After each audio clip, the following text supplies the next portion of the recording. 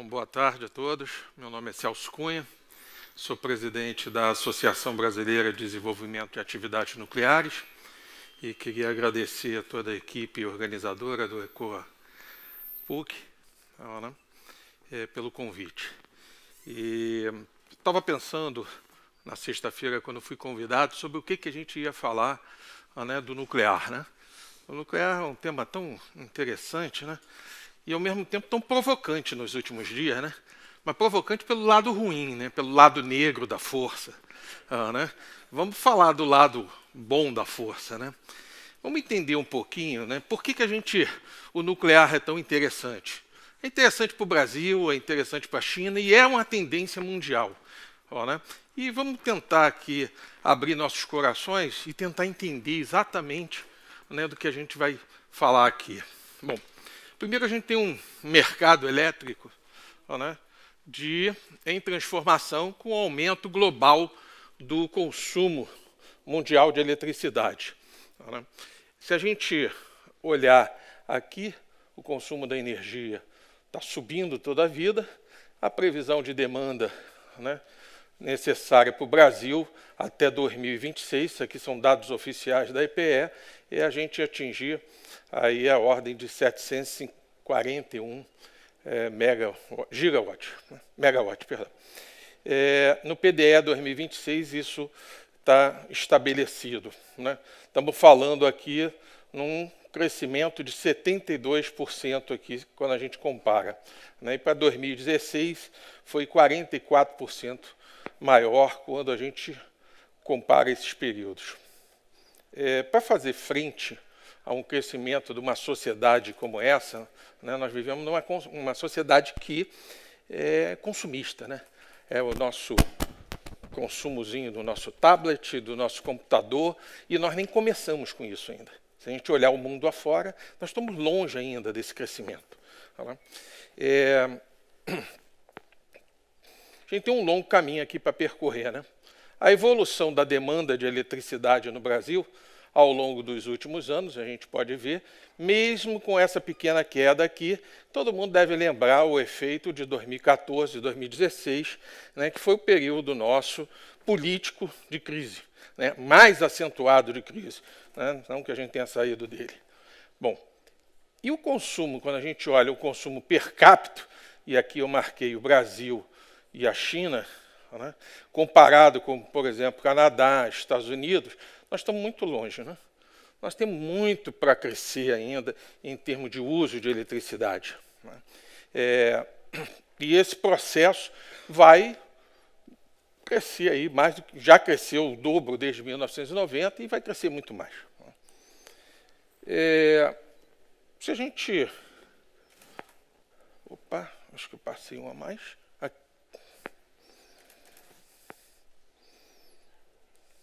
Aqui. A gente tem aqui um tratado assinado, um acordo de Paris, da COP21, onde tem um compromisso do Brasil de reduzir em 43% o consumo, a emissão de gases de efeito estufa. O Brasil aí está ameaçando sair, mas o Brasil, se deixar de fazer isso, é uma grande besteira. O Brasil está com a meta praticamente cumprida desse acordo. Então, a gente tem uma condição extremamente favorável. A ex-ministra Isabela falou muito bem, colocou isso muito bem. É uma grande besteira a gente discutir aquilo que a gente já ganhou.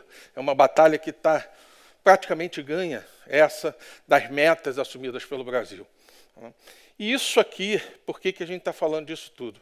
Porque já a gente vai ver que a energia nuclear ela tem algo muito interessante. Como é que está acontecendo isso no mundo? Primeiro, o mundo tem 450 usinas nucleares em operação. Só a China, nós estamos aqui na casa de 44 usinas, 45, se eu não me engano, já em operação. Então, o mundo não deixou de ser nuclear. Muita gente quer vender a ideia para todo mundo que isso está em decadência, mas não é fato. Vamos olhar aqui o crescimento do volume de números de novas usinas. A China está com 11 usinas em construção. E aí, por que ela está com 11 usinas em construção? É muito simples. A China, ela teve sua matriz energética muito baseada né, na emissão, né, principalmente o uso do carvão, né, para a produção de energia elétrica. Tanto que eu tive a oportunidade de visitar né, a China, e esse efeito a gente sente na pele efetivamente. Né? Só que isso está mudando. E eles estão mudando isso por quê? Não é só pela questão ambiental, porque virou um problema de saúde. Então, o programa nuclear chinês ele ficou calçado como um programa de saúde. Isso é muito importante a gente ressaltar, né, essa qualidade quando a gente injeta, né, um programa com o uso de energia nuclear. Se a gente parar para falar, por exemplo, da Alemanha, né, a Alemanha virou um grande boom, né, todo mundo, olha, modelo alemão mais maravilhoso do mundo, é só energia solar, é só energia eólica. Conversa. Estão tendo que voltar atrás, está se construindo usinas a carvão, e do pior tipo de carvão que existe, né, porque não tem energia de base. E aí vamos entender rapidinho, sem dar aula de engenharia elétrica aqui, ou seja, a gente tem uma energia como a solar, como a eólica. Eu sou um defensor da eólica e solar. Então, por favor, não entendam que eu estou fazendo campanha contra, eu faço campanha a favor. Mas nós temos uma grande qualidade. Nós podemos ter todas as fontes no Brasil. A nossa matriz é isso. Nós temos opção. Né? E essa opção, nem todos os países têm. A Alemanha, por exemplo, fez uma opção baseada na política da junção do Partido Verde, que a Merkel precisou que fosse incorporada na política, e teve uma exigência política de se introduzir maciçamente né, a energia solar e a energia eólica como a solução do mundo.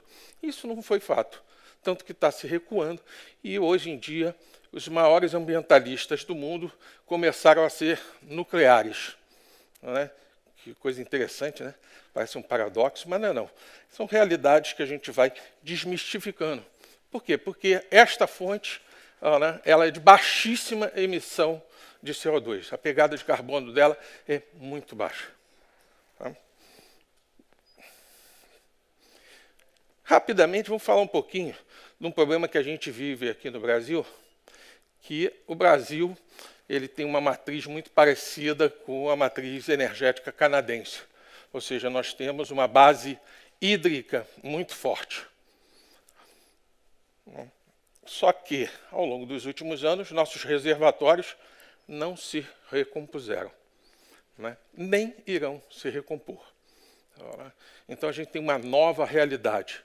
A gente tinha a geração hídrica no país, onde a gente construía grandes linhas de transmissão, trazia de longe, conectava o país inteiro, como a gente chama, quem é do setor, chama de o pensamento dos barrageiros. Ou seja, a linha de transmissão não é um problema, o problema era ter a fonte d'água, o ponto certo da barragem com o reservatório. Isso vem acontecendo, vem mudando, né, e o crescimento das fontes fósseis, né, no país começou a ser muito grande. Quando a gente pega aqui né, o hídrico, que sempre dominou, a gente vê que ele, em 2015, chegou a 62%. Enquanto isso, as renováveis né, foram avançando e hoje já está na casa de 8 e chegando a 12 em pouco tempo. 12 não, vai chegar a 10 em pouco tempo. Então, ou seja, a gente tem uma nova cara sendo estabelecida, e aqui cabe um parêntese. Né? A energia solar e a energia eólica, né? Elas são fontes ótimas, mas elas oscilam muito. Uma hora não tem vento, uma hora não tem sol. Né? Então, alguém tem que fazer o papel de garantir a energia firme. Antigamente, quem fazia era nosso sistema hídrico, eram as hidrelétricas. Né?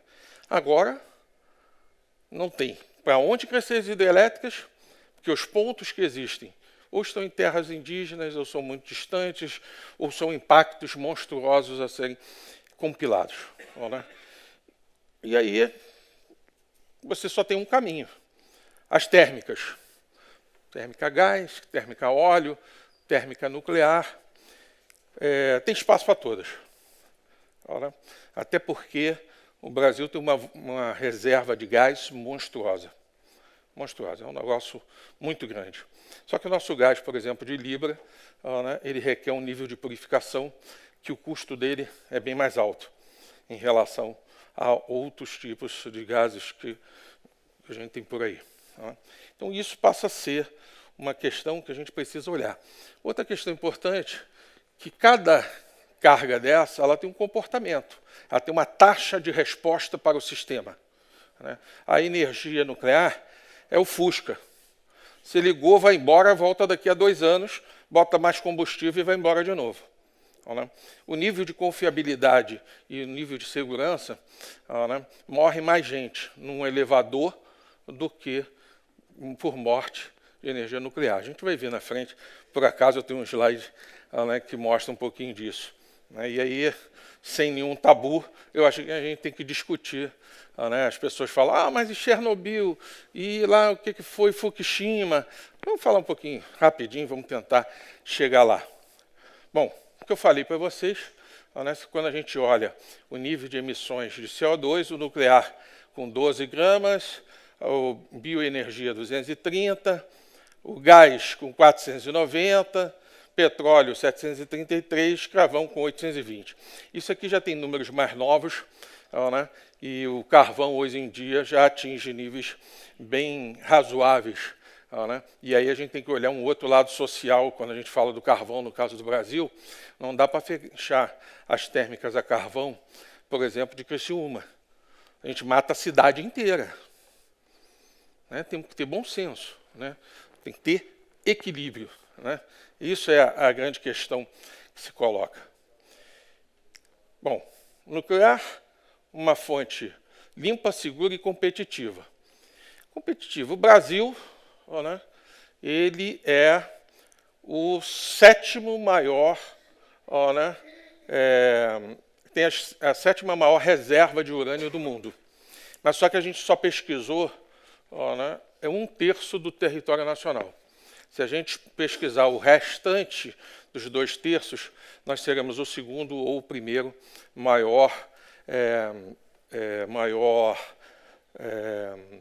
as maiores reservas de urânio existentes no mundo. Nós dominamos o ciclo, essas reservas hoje, elas estão espalhadas pelo Brasil.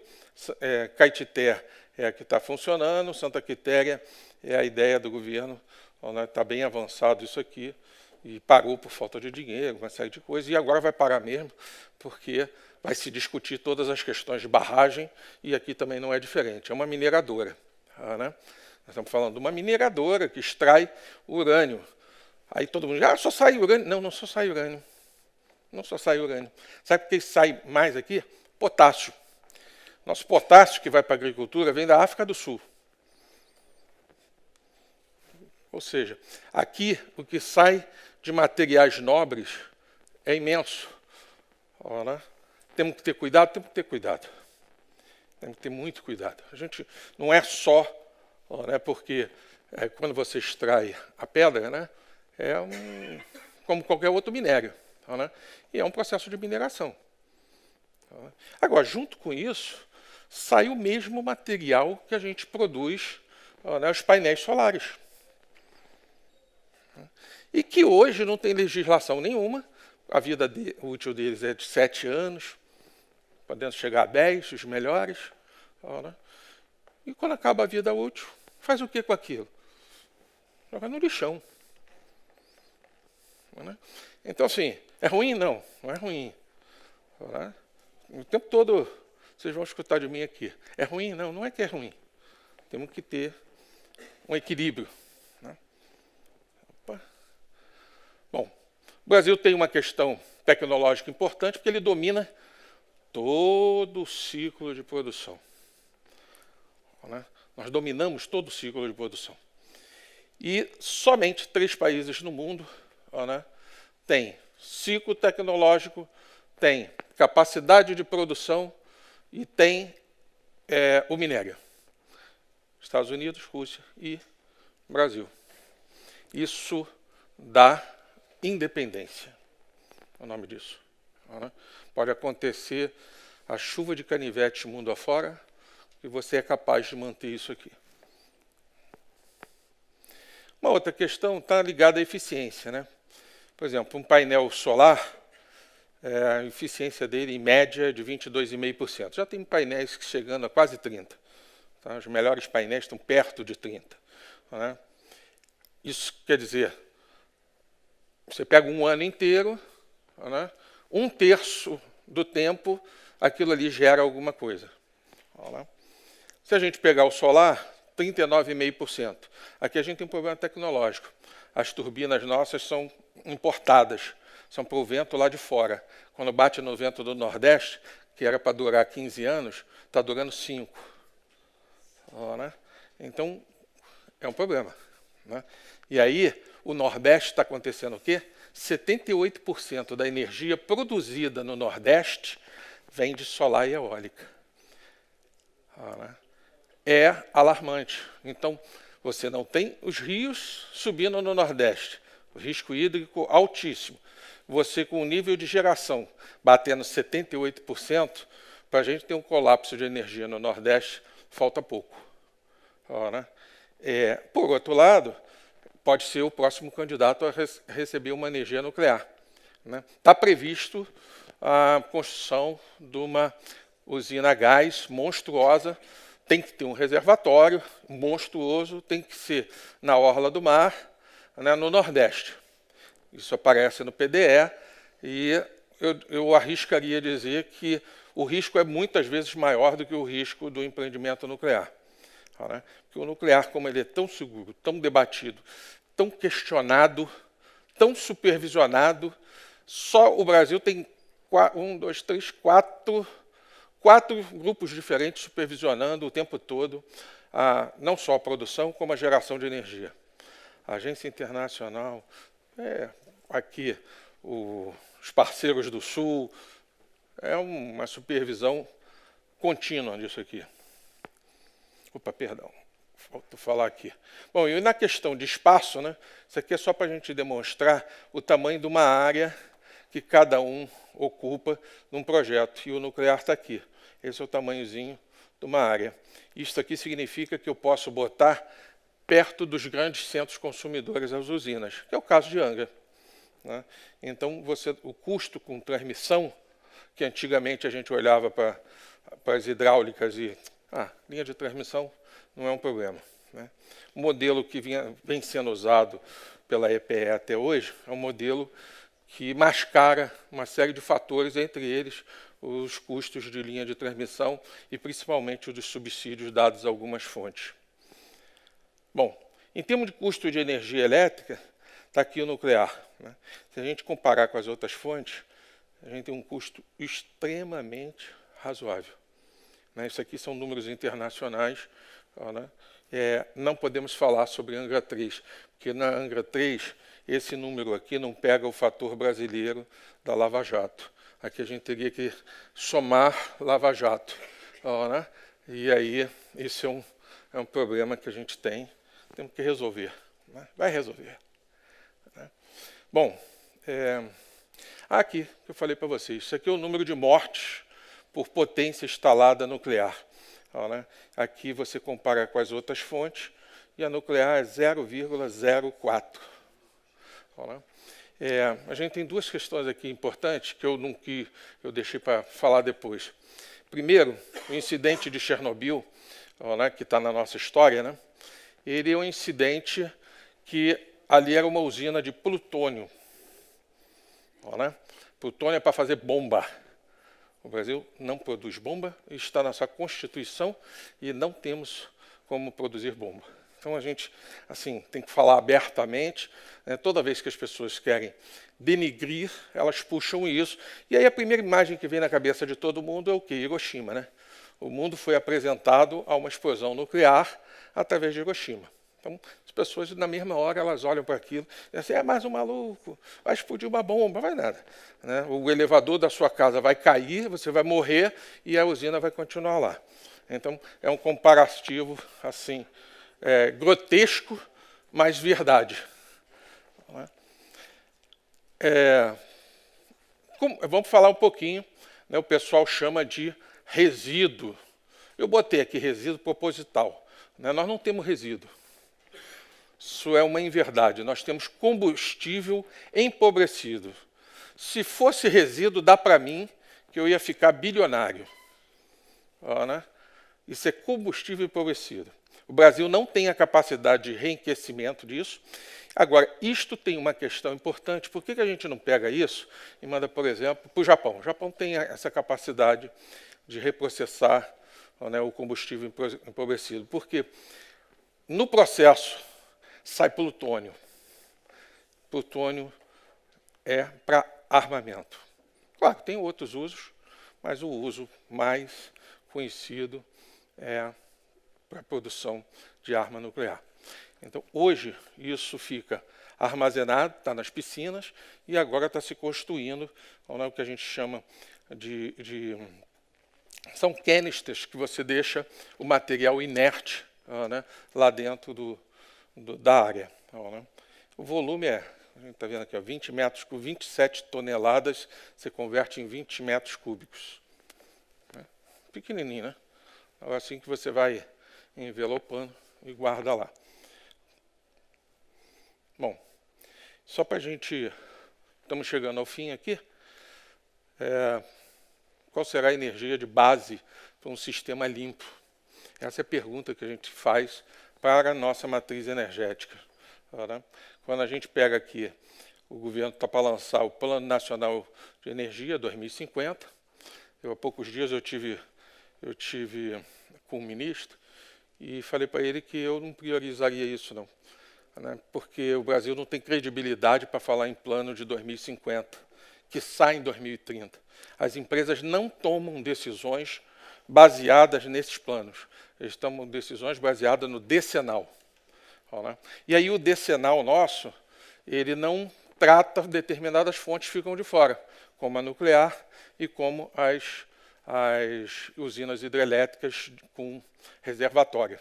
Então, eu propus a ele, vamos mudar para 12, 13. A gente já simula mesmo, quando faz a simulação disso, é para 15 anos. Então, vamos mudar isso para 12 anos. Né? Ainda brinquei, 12 anos dá 3 mandatos. Né? Tomara que não seja o mesmo. Né? A gente pode até mudar, né? Seria bom. Então, é isso. Isso aqui é o crescimento do Brasil previsto nesses planos. Tá? Estamos falando aqui de um crescimento de 2,3% adicional. Eu vi alguns palestrantes assim falando em crescimento muito maior, né? Mas se a gente olha para a área econômica, olha para diversas áreas dentro do governo, cada um tem um índice diferente. O de energia elétrica é esse aqui. Né? E aí é importante a gente saber o seguinte, se estão pensando no crescimento, né, por exemplo, a gente ainda agora foi falado sobre colocar os carros elétricos. Não dá, não. Não dá, não. Daqui a uns 15 anos. E 15 anos botando algumas nucleares, algumas usinas a gás, muitas usinas aí no meio do caminho. Tem que gerar mais energia. Não estou falando da infraestrutura, fora a infraestrutura. Isso aqui não responde a um programa, né, de carros, né, elétricos. Bom, isso aqui é só para a gente fechar. Né? Então, a gente tem uma energia firme, de operação de base, ela é limpa, baixo custo de combustível, muito baixo, e domínio de tecnologia. Nuclear, fonte de energia limpa, segura, competitiva e sustentável. Se eu deixar, eu cortei muita coisa, eu vou ficar muitas horas. Eu vou tentar ficar nos 15 minutos, ali está escrito tempo esgotado, eu acho que já deu tempo, vocês já atoraram demais, e a controvérsia está lançada. Obrigado aí.